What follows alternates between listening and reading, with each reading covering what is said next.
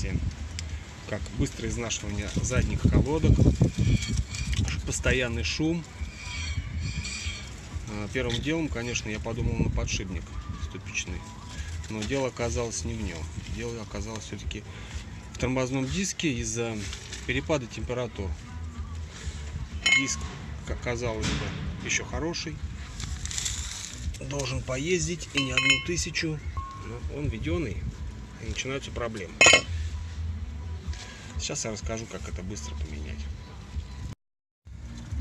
Значит, так, все мы открутили, колесико сняли, поддомкратили. Сейчас в ознакомительных целях я покажу, как это все быстро делается.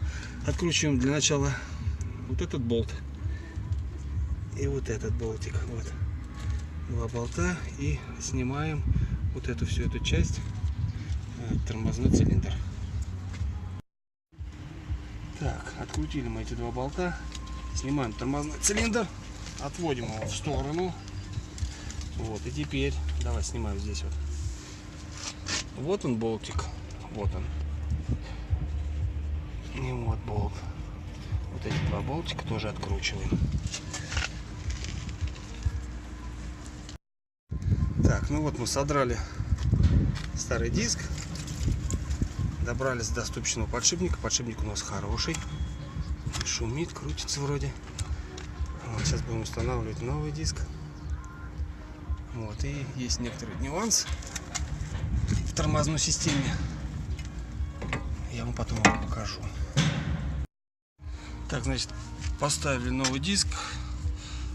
Так как диск новый, придется колодки нам немножко разводить, они не влезут по-старому. Значит, снимая здесь вот берете ключ от болгарки простой, и вот здесь вот эти пазики, здесь система вкручивания, и вот вкручиваете вот так вот, чтобы вам это дело надеть все на колодки. Ну, в общем, все, мы весь процесс снимать не будем. Принцип действия я показал, чтобы расстояние увеличилось, чтобы вошли колодки сюда.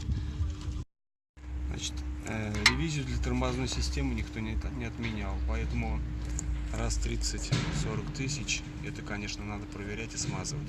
Колодки должны вставляться от руки в суппорт тормозной, и также доставаться, но болтаться они, опять же, не должны в нем.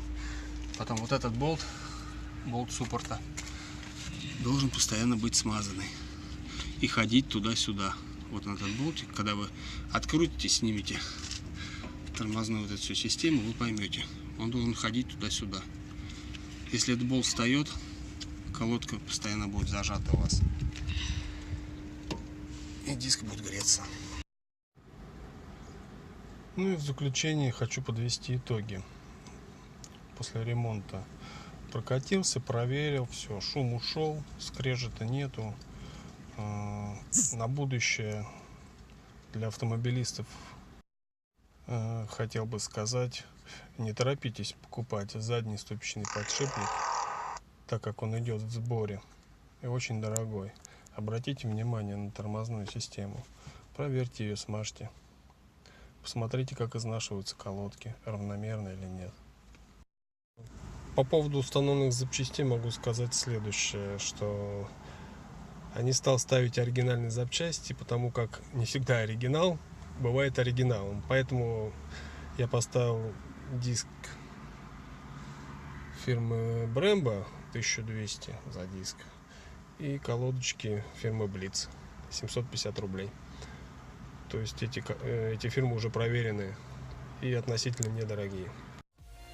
В общем, друзья, кому понравилось видео, ставьте пальцы вверх, подписывайтесь на канал. Канал у нас новый, поэтому будем снимать очень много всего интересного по ремонту именно вот этой машины Solaris. Все, всем до свидания, ждите нового видео.